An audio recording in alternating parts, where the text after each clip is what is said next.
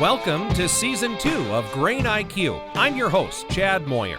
Grain marketing is a critical piece in keeping your operation profitable. In Season 1 of Grain IQ, we covered the basics of grain marketing. Now here in Season 2, we dive deeper into the grain marketing concepts that we talked about in Season 1. So if you haven't listened to that, we'd invite you to start there. Now, wouldn't it be nice to know exactly when you need to sell your grain? Well, when you create your grain marketing plan, you'll need to focus on different benchmarks that will help you determine when to market your grain. Those benchmarks will be different for pre-harvest and post-harvest marketing. We continue part 2 of our conversation with Luke Beckman. He's a grain sales manager with Central Valley Ag Cooperative. Today we're exploring strategies and benchmarks for post-harvest marketing. Obviously, by definition, if you post-harvest, this means you're pricing bushels during or after the combine has rolled. What is the mindset with a post-harvest marketing plan? What should your goals be? How do you go about attacking it at that point, Luke? Sure. Well, let's talk about the extreme end of the spectrum, and let's talk about a producer who hasn't marketed anything yet. Let's say they're 0% sold and the combine just rolled across the field. The steps are going to be pretty similar. A lot of the variables are known at that point, though, just like they would be in a pre-harvest plan. But in this case, you should have an idea of all the costs associated with growing that crop and harvesting it. And now you know what your yield is. So the post-harvest marketer is going to know a break even as well. They know what that is. This is where it gets a little trickier. Depending on the cash flow situation, that's probably going to dictate when that producer needs to start making some decisions. This is why I'm personally an advocate of pre-harvest marketing, because if the market's not in your favor and you need cash and you're strictly a post-harvest marketer, you could be put in a situation you don't want to be in. And that is, I need money, but the market's depressed. I'm forced to sell anyway. And that doesn't take into account, there are, government commodity loans that producers can take out. Those types of things to generate cash while keeping their marketing open. There's also some marketing tools that producers can use through, their grain companies or their brokers that they work with, where you can sell cash and keep your price open. But the process, Chad, at that point is going to be similar. They know what it costs. They know the cost associated with growing that bushel, and their goal at that point needs to be selling above that number. That's the key part. Seasonally, their best opportunities for that old crop grain that they've harvested and put in the bin is going to come the next spring. So you mentioned the tools. Are the tools similar? Does the toolbox kind of look the same if you want to price bushels after you've harvested them? That's a great question. They can be. I wouldn't say any one tool is super exclusive to one or the other, but the value of being a hedger, we talked about hedging with pre-harvest marketing, isn't going to exist quite as much with the post-harvest seller. That has a lot to do with how the cash market is structured.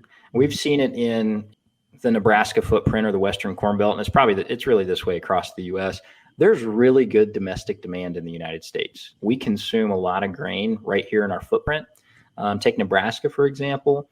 There's a lot of livestock, a lot of mouths to feed in our state, and you've got a lot of processing demand, between soybean processors and ethanol plants.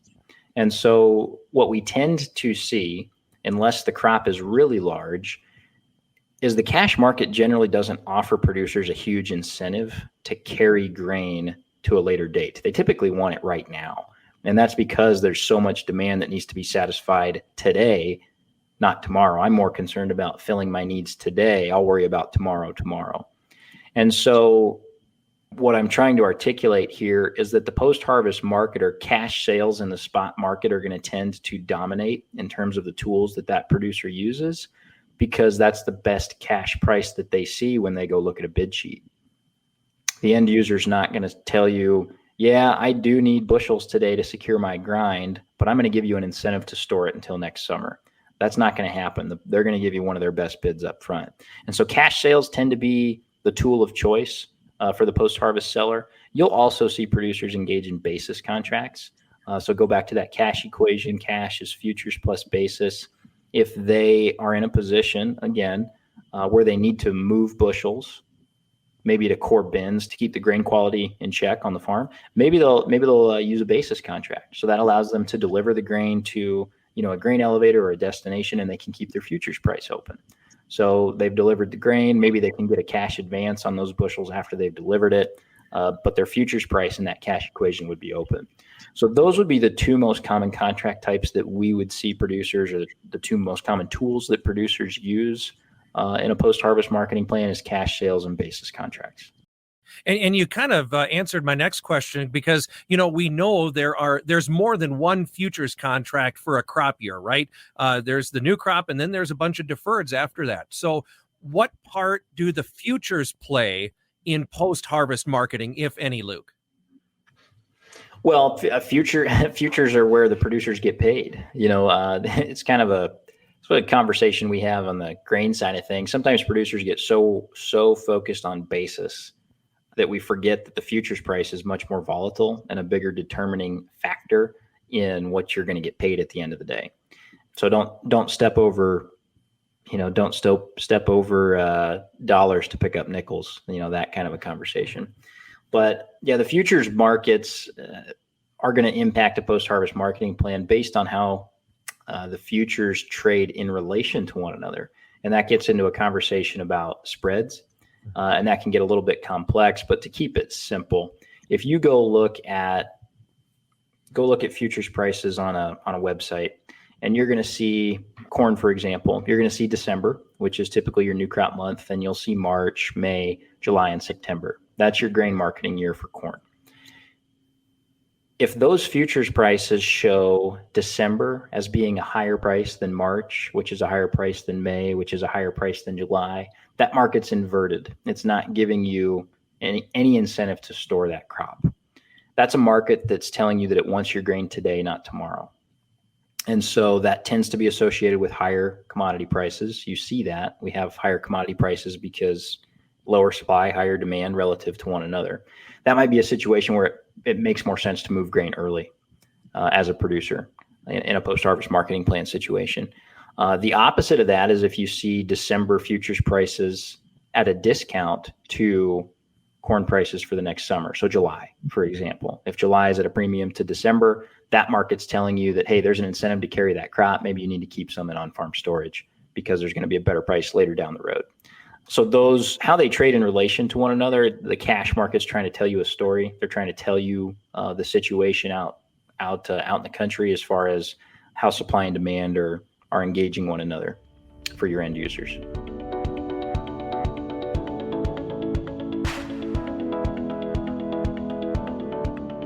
And just as kind of an aside too, is there a kind of a rule of thumb? How much premium does there be? How much carry do you have to have in order to make it worthwhile to hold the grain out until March or July or something like that? Sure. If you're a classic hedger, you want the deferred months to cover what we call the cost of carry, what it's going to cost you to hold that grain on the farm. The biggest component of that is your opportunity cost, interest. So if go back to that producer that's young and is leveraged, if they're borrowing money at the bank to operate their farm, there's an opportunity cost to keeping grain in on-farm storage as opposed to delivering it and turning it into cash today. So the simplest way to do this is take your market rate of interest. What do you want to use today, Chad, for an interest rate in our example? I don't know. What's a good place to start? 6%? All right, let's use 6%. And what's our commodity price? What do you want to use for a commodity price? If we're doing corn, let's say it's $6.50. Okay, so spot market price for corn today is $6.50. Our interest rate at the bank on the money that we're borrowing is 6%. So 6% times $6.50 is 39 cents per bushel. So over a year's time, that's the cost of interest on $6.50 corn, 39 cents divided by 12 months. So your opportunity cost to hold grain on farm, and this is a real cost, and farmers sometimes don't think about this, but it is costing you 3.25 cents per bushel per month to keep corn on the farm if you've got a loan to pay at the bank. That's your opportunity cost. And so you want to have enough carry in the futures market, and basis is the other component of whether it makes sense to carry grain on farm or not. Basis tends to get better throughout the year in a carry market environment. In an inverse the market's probably going to want that grain earlier, and there's no incentive to carry it. But you want the premium in your deferred futures months to be enough to cover that cost of interest is the easiest way to think about it. And so if you're looking at December versus March futures, and this is a legit 3.25% cost, well, the difference between December and March is 3 months to get it to, February, let's say. So 3 months at 3.25, it's going to cost you just short of 10 cents a bushel to get it, to carry it that far. So you want March futures to be at a dime premium to December. And if it's not, then you're actually losing money by holding that grain on farm, unless basis gets a lot stronger 3 months from now to kind of make up for the difference. Yep. And that's possible. But like we've said before, it's all important to have those numbers ahead of time so that when the basis does move and when the futures do move, because we know they're going to, you have that number already and you're able to react to it then, right? Make a decision. Correct. There's all those variables, and it gets back to the tools. The two different schools of thought that we're kind of dissecting here is pre-harvest marketing versus post-harvest marketing. And, if you've got some of those pre-harvest sales on the books, some of the question marks are, just don't exist. You just put yourself in a position to be a little bit more proactive in terms of moving grain when you want to move it rather than, moving grain because you need cash.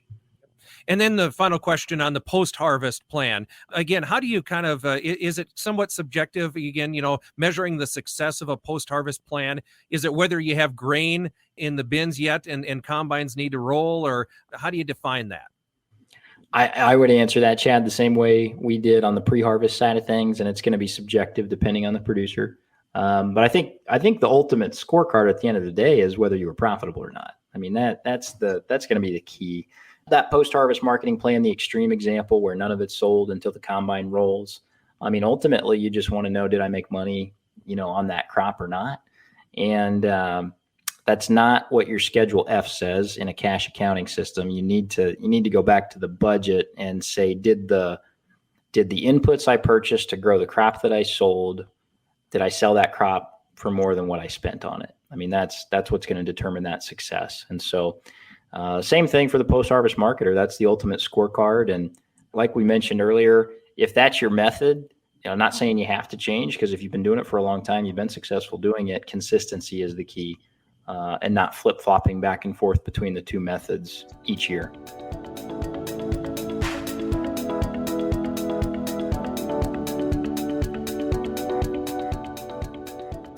The things that we've talked about, some of these concepts are pretty deep, especially if you're beginning. Even seasoned guys, I think, would have questions on occasion. Who should be a part of a farmer's brain trust in order to kind of work through some of these things, do you think? That's a great question, and I'm glad you asked, Chad. I would encourage producers to have people in your corner. And there's a lot of people that can help you. I think it's important to have a good crop insurance agent as part of your grain marketing plan. Inevitably, you get into a situation where you get hailed out or you have extreme drought. We have producers that panic and, they may want to buy out of grain contracts, but understanding your policy is an important part of what you can and can't do in grain marketing, or what you should and shouldn't do in grain marketing. So you're going to want a good crop insurance agent. You're going to want a good lender who understands your cash flow requirements, because that ties into grain marketing, as we've talked about today. So a good crop insurance agent, good lender. And then on the grain marketing side, you certainly need some sort of an advisor.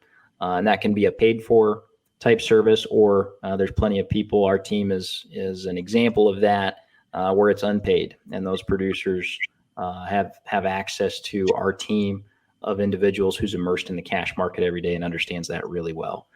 So you need somebody in the grain industry that you're close with, because they're attuned to that. We're watching those types of things all day, every day, and can give producers advice on, hey, you need to think about rolling those hedges because it's offering enough carry to cover your costs of interest. Or, hey, basis is really strong right now. We should think about, selling some cash or establishing basis on some hedges, those types of things. So they're watching those. So those three individuals are pretty important in piecing together a grain marketing plan and setting yourself up for success. Just final thoughts here. Now, kind of wrap it up, Luke. Is there something that we haven't talked about related to pre-harvest and post-harvest marketing, something that we haven't covered that you think is an important part of this discussion to this point? We didn't talk, we mentioned it briefly, but your on-farm storage situation is going to be a key part of how you set your grain marketing plan up. If you're in a situation where you can store a pretty good chunk of your crop, you might be in a position where you don't have to be as aggressive with pre-harvest sales. But if you're storage deficit and you've got to move bushels at harvest, we certainly want you to be planning, because you don't want to be in a situation where we get into harvest and the market is just not performing well, and you just get into a situation where you don't have a lot of options. So again, do things on your terms, sell your crops at prices that are attractive when you can, and don't sell crops when you have to because you need money. So being proactive pays in grain marketing. Maybe not every year. Some producers, the best thing you could have done is do nothing, and that can be rewarded from time to time. But I think over the course of time, having a plan and putting that plan into motion is going to pay off over the course of time. The biggest thing I could say about what creates success in grain marketing is knowing what it's going to cost to raise the crop.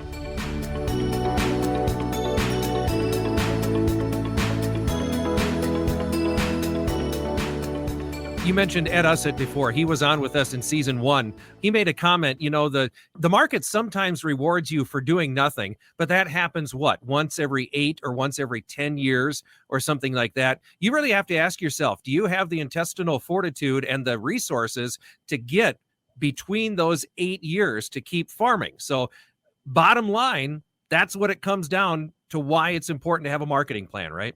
It is. And it's, you just painted that picture. I think, again, leverage plays a big part in what you can afford to do and what you can't afford to do in grain marketing. So it's kind of like Moneyball, if you're familiar with the movie Moneyball. We all understand what the problem is. We have to replace... Okay, good. What's the problem? The problem is we have to replace 3 key players in our lineup. What's the problem? Same as it's ever been. We've got to replace these guys with what we have existing. No, what's the problem, Barry?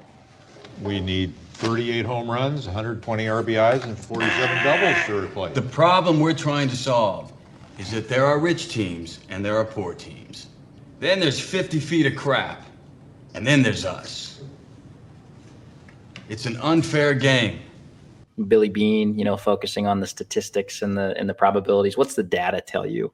And Ed does a nice job with that and kind of distilling through that to tell you what history tells you in grain marketing. And that gets back to those seasonals that we talked about, April, May, June, really good time to be a seller, both for the post-harvest seller and the pre-harvest seller. Great times to be selling both for those producers.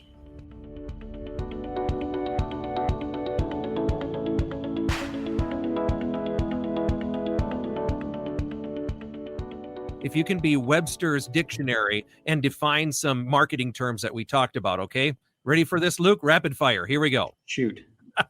All right. You mentioned it a couple of times. Define the word spreads.